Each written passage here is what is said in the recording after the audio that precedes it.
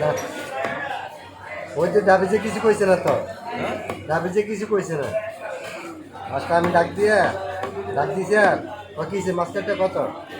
তারপর আমার বার করে দিতে চাইছিল আমি 60 টাকা বলছে 100 টাকা দিয়ে চলে আসছি